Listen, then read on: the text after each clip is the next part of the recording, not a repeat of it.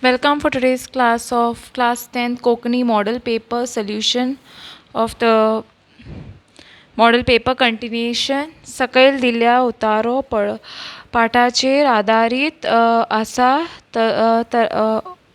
उतारो वाचून दिल्या प्रश्नाचेर जापो बरयात. हांव उदेतेच्या भारतांत जल्मला. एका काळार हें राष्ट्रीय काव्य तत्वज्ञान आनी इतिहास हाचे पाडणे आसलें, पूण आतां तें ताचें थंड जालां.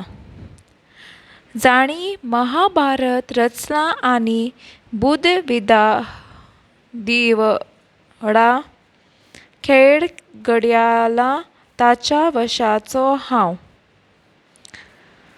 ह्या दोनूय कृतींत कितें तरी शाश्वत आनी अपार आसा म्हूण आपल्या काव्यांतल्यान कायदे करपी आनी खेळांतल्यान राजकारण घडपी हें राष्ट्रीय आतां जिवें ना. आपल्याच राष्ट्रांत केदी कशें तें जियेता. आपणाल्याच खुशालपणान तें सोंपलां. आपल्याच दबाज्यान लखलखता तें पार जालां वा गिरणाच्या काळांत तें लिपलां. आपल्या पाद्र्याच्या सरकाराचेर धडपडून ह्या सुकण्यान आपली पाखां सोडलीं. आपल्या पाखट्यावरी एका काळार तें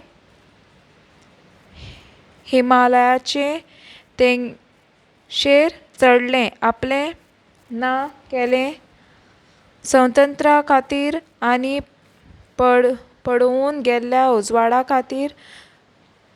सुस्कारून हो बुलबूल आपलें गीत विसरलो.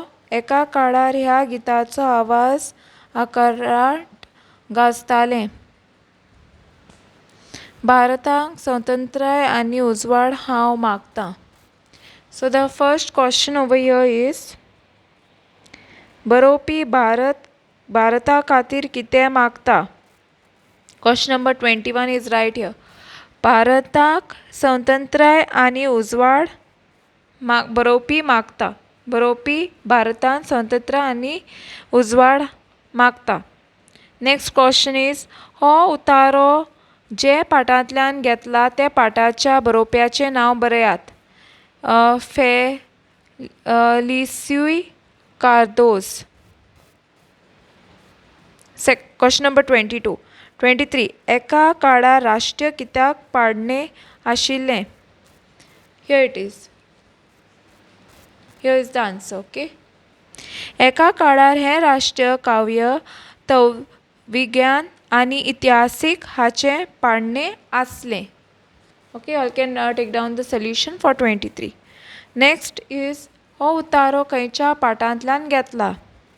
हो उतारो डॉक्टर फ्रांसिस्को लुईस गॉमिस ह्या पाठांतल्यान घेतला.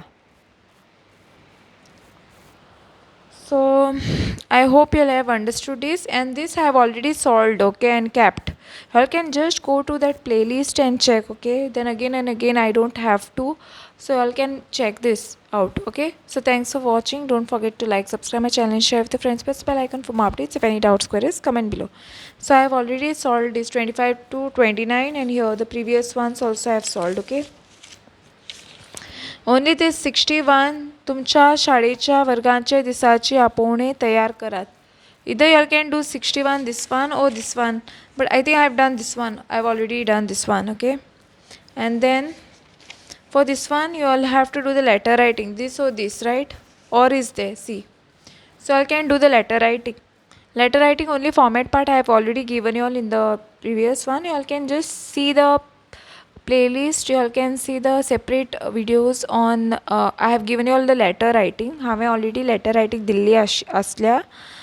So from that letter writing only you all have to see and write, meaning how you will get some ideas and all, okay. So thanks for watching. Done.